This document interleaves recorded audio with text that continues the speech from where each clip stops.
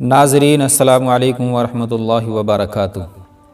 آج کی اس ویڈیو کے اندر ہم آپ کے سامنے نماز کو سنت کے مطابق پڑھنے کا مکمل طریقہ ذکر کریں گے۔ آپ سے درخواست ہے کہ ویڈیو کو آخر تک دیکھیے۔ نماز دین کا ستون ہے، اس کو ٹھیک سنت کے مطابق ادا کرنا ہر مسلمان کی ذمہ داری ہے۔ ہم لوگ بے فکری کے ساتھ نماز کے ارکان جس طرح سمجھ میں آتا ہے ادا کرتے رہتے ہیں اور اس بات کی فکر نہیں کرتے کہ وہ ارکان مسنون طریقے سے ادا ہوں۔ اس کی وجہ سے ہماری نمازیں سنت کے انوار و برکات سے محروم رہتی ہیں، حالانکہ ارکان کو ٹھیک صحیح ادا کرنے سے نہ وقت زیادہ خرچ ہوتا ہے، نہ محنت زیادہ ہوتی ہے۔ نبی کریم صلی اللہ علیہ وسلم نے ارشاد فرمایا، صلو کما رأیتمونی اصلی، کہ جیسے تم مجھے نماز پڑھتے ہوئے دیکھتے ہو اسی طریقے پر نمازیں پڑھا کرو۔ جب آپ نماز پڑھنے کا ارادہ کرنے لگیں تو سب سے پہلے مکمل طہارت حاصل کر کے بارگاہ عزدی میں کھڑے ہو جائیں۔ آپ کا رخ قبلے کی طرف ہونا چاہیے، آپ کو سیدھے کھڑے ہونا چاہیے اور آپ کی نظر سجدے کی جگہ پر ہونی چاہیے۔ گردن کو جھکا کر تھوڑی سینے سے لگا کر کھڑے ہونا بھی مکروہ ہے اور بلا وجہ سینے کو جھکا کر کھڑا ہونا بھی درست نہیں ہے۔ اس طرح کھڑے ہوں کہ نظر سجدے کی جگہ پر رہے۔ آپ کے پاؤں کی انگلیوں کا رخ بھی قبلے کی جانب رہے اور دونوں پاؤں سیدھے قبلہ رخ ہونے چاہیے۔ پاؤں کو دائیں بائیں ترچھا رکھنا خلاف سنت ہے، دونوں پاؤں قبلہ رخ ہونے چاہیے اس طریقے پر جیسے آپ کو اس ویڈیو کے اندر دکھایا جا رہا ہے۔ دونوں پاؤں کے درمیان کم از کم 4 انگل کا فاصلہ ہونا چاہیے۔ اگر جماعت سے نماز پڑھ رہے ہوں تو آپ کی صف سیدھی رہے۔ صف سیدھی کرنے کا بہترین طریقہ یہ ہے کہ ہر شخص اپنی دونوں ایڑیوں کے آخری سرے صف یا اس کے نشان کے آخری کنارے پر اس طریقے پر رکھ لے جیسے آپ کو اس فوٹو کے اندر دکھایا جا رہا ہے۔ جماعت کی صورت میں اس بات کا اطمینان کر لیں کہ دائیں بائیں کھڑے ہونے والوں کے بازوؤں آپ کے بازو سے ملے ہوئے ہیں یا نہیں اور بیچ میں کوئی خلا تو نہیں ہے۔ پاجامے کو ٹخنے سے نیچے لٹکانا ہر حالت میں ناجائز ہے۔ ظاہر ہے نماز میں اس کی شناعت و قباحت اور زیادہ بڑھ جاتی ہے، لہٰذا اس بات کا اطمینان کر لیں کہ پاجامہ ٹخنے سے اونچا ہے۔ ہاتھ کی آستینیں پوری طرح ڈھکی ہوئی ہونی چاہیے، صرف ہاتھ کھلے رہیں۔ بعض لوگ آستینیں چڑھا کر نماز پڑھتے ہیں، یہ طریقہ سنت کے خلاف ہے۔ ایسے کپڑے پہن کر نماز میں کھڑے ہونا بھی مکروہ ہے جنہیں پہن کر انسان لوگوں کے سامنے نہ جاتا ہو۔ دل میں نیت کر لیں کہ میں فلاں نماز پڑھ رہا ہوں، زبان سے نیت کے الفاظ کہنا ضروری نہیں۔ ہاتھ کانوں تک اس طرح اٹھائیں کہ ہتھیلیوں کا رخ قبلے کی طرف ہو اور انگوٹھوں کے سرے کان یا اس کی لو سے بالکل مل جائیں یا اس کے برابر آ جائیں اور باقی انگلیاں اوپر کی طرف سیدھی ہوں۔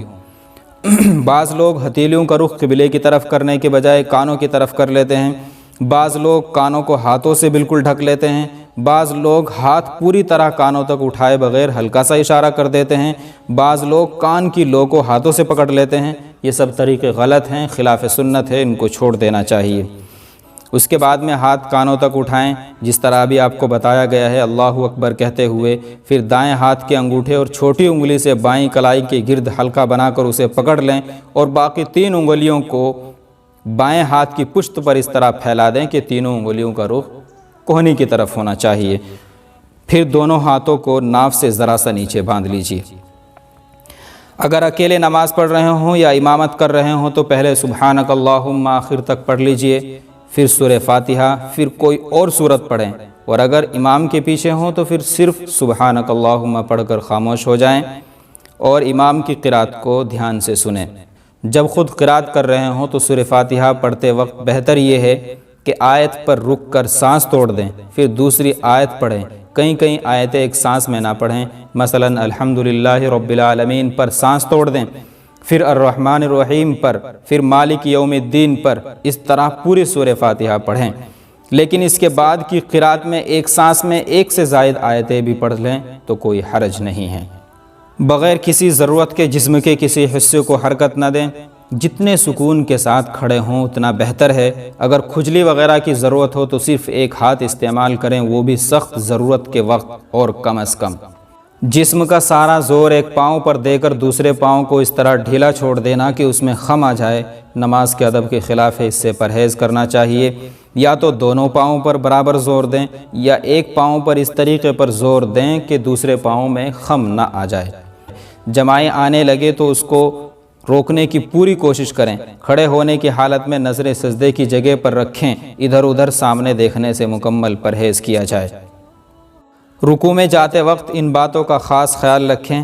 اپنے اوپر کے دھڑ کو اس حد تک جھکائیں کہ گردن اور پشت تقریباً ایک سطح پر آ جائیں، اس سے زیادہ نہ جھکائیں اور نہ ہی اس سے کم۔ رکوع کی حالت میں گردن کو اتنا نہ جھکائیں کہ ٹھوڑی سینے سے ملنے لگے، اور نہ اتنا اوپر رکھیں کہ گردن کمر سے بلند ہو جائے، بلکہ گردن اور کمر ایک سطح پر ہونی چاہیے۔ رکوع میں پاؤں سیدھے رکھیں، ان میں خم نہ ہونا چاہیے۔ دونوں ہاتھ گھٹنوں پر اس طرح رکھیں کہ دونوں ہاتھوں کی انگلیاں کھلی ہوئی ہوں، یعنی ہر دو انگلیوں کے درمیان فاصلہ ہو، اور اس طرح دائیں ہاتھ سے دائیں گھٹنے کو اور بائیں ہاتھ سے بائیں گھٹنے کو پکڑ لیں۔ رکوع کی حالت میں کلائیاں اور بازو سیدھے تنے ہوئے رہنے چاہیے، ان میں خم نہیں آنا چاہیے۔ کم از کم اتنی دیر رکوع میں رکیں کہ اطمینان سے 3 مرتبہ سبحان ربی العظیم کہا جا سکے۔ رکوع کی حالت میں نظریں پاؤں کی طرف ہونی چاہیے، دونوں پاؤں پر برابر زور رکھنا چاہیے اور دونوں پاؤں کے ٹخنے ایک دوسرے کے بالمقابل ہونے چاہیے۔ رکوع سے اٹھتے وقت اتنے سیدھے ہو جائیں کہ جس میں کوئی خم باقی نہ رہے۔ اس حالت میں بھی نظریں سجدے کی جگہ پر رہنی چاہیے۔ بعض لوگ کھڑے ہوتے وقت کھڑے ہونے کے بجائے صرف کھڑے ہونے کا اشارہ کرتے ہیں اور جسم کے جھکاؤ ہی کی حالت میں سجدے کے لیے چلے جاتے ہیں۔ ان کے ذمے نماز کا لوٹانا واجب ہوتا ہے، لہٰذا اس سے سختی کے ساتھ پرہیز کرنا چاہیے۔ جب تک کھڑے ہونے کا مکمل اطمینان نہ ہو جائے سجدے میں نہ جائیں۔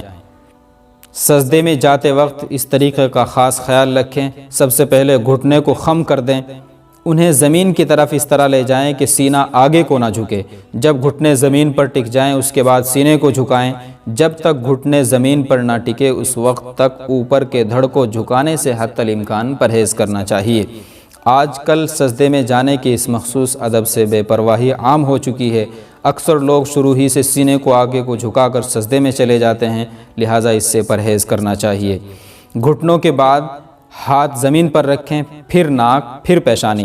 سجدے میں سر کو ہاتھوں کے درمیان اس طرح رکھیں کہ دونوں انگوٹھوں کے سرے کانوں کی لو کے سامنے ہو جائیں۔ سجدے میں دونوں ہاتھوں کی انگلیاں بند ہونی چاہیے، یعنی انگلیاں بالکل ملی ہوئی ہوں، ان کے درمیان کوئی فاصلہ نہیں ہونا چاہیے۔ انگلیوں کا رخ قبلے کی طرف ہونا چاہیے۔ کوہنیاں زمین سے اٹھی ہوئی ہونی چاہیے، کوہنیوں کو زمین پر ٹیکنا درست نہیں ہے۔ دونوں بازو پہلوؤں سے الگ ہٹے ہوئے ہونے چاہیے، انہیں پہلوؤں سے بالکل ملا کر نہ رکھیں۔ کوہنیوں کو دائیں بائیں اتنی دور تک نہ پھیلائیں جس سے برابر میں نماز پڑھنے والے کو تکلیف ہو۔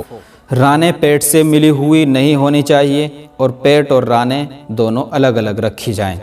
پورے سجدے کے درمیان ناک زمین پر ٹکی رہنی چاہیے، زمین سے نہ اٹھنے پائے۔ دونوں پاؤں اس طرح کھڑے رکھے جائیں کہ ایڑیاں اوپر کی طرف ہوں اور تمام انگلیاں اچھی طرح مڑ کر قبلہ رخ ہو جائیں۔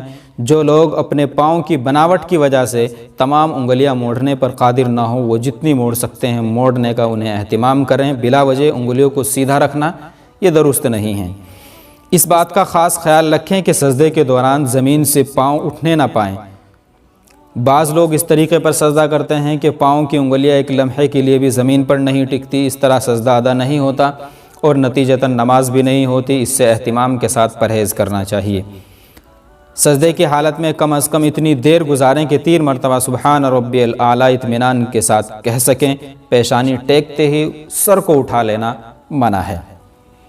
ایک سجدے سے اٹھ کر اطمینان سے 2 زانو بیٹھ جائیں، پھر دوسرا سجدہ کریں۔ ذرا سا سر کو اٹھا کر سیدھے ہوئے بغیر دوسرا سجدہ کر لینا گناہ ہے اور اس طرح کرنے سے نماز کا لوٹانا واجب ہوتا ہے۔ بایاں پاؤں بچھا کر اس پر بیٹھیں اور دایاں پاؤں اس طرح کھڑا کر لیں کہ اس کی انگلیاں مڑ کر قبلہ رخ ہو جائیں۔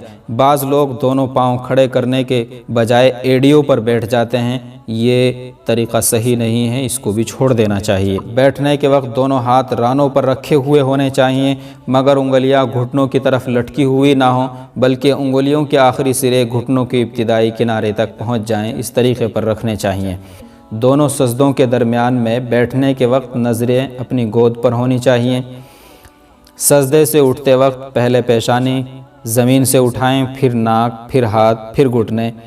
قاعدے میں بیٹھنے کا طریقہ وہی ہوگا جو سجدوں کے درمیان میں ابھی آپ کو بتایا گیا ہے۔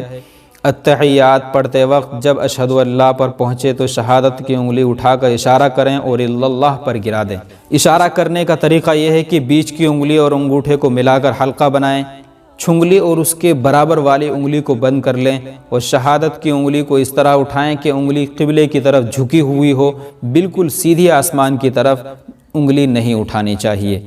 اللہ کہتے وقت شہادت کی انگلی کو تو نیچے گرا لیں، لیکن باقی انگلیوں کو جو حید اشارے کے وقت بنائی گئی تھی اس کو آخر تک برقرار رکھیں۔ دونوں طرف سلام پھیرتے وقت گردن کو اتنا موڑیں کہ پیچھے آدمی کو آپ کے رخسار نظر آ جائیں۔ سلام پھیرتے وقت نظریں کندھے کی طرف ہونی چاہیے۔ جب دائیں طرف گردن پھیریں تو السلام علیکم ورحمۃ اللہ کہیں تو یہ نیت کریں کہ دائیں طرف جو انسان اور فرشتے ہیں ان کو سلام کر رہے ہیں، اور بائیں طرف سلام پھیرتے وقت بائیں طرف موجود انسانوں اور فرشتوں کو سلام کرنے کی نیت کریں۔ السلام علیکم ورحمۃ اللہ وبرکاتہ۔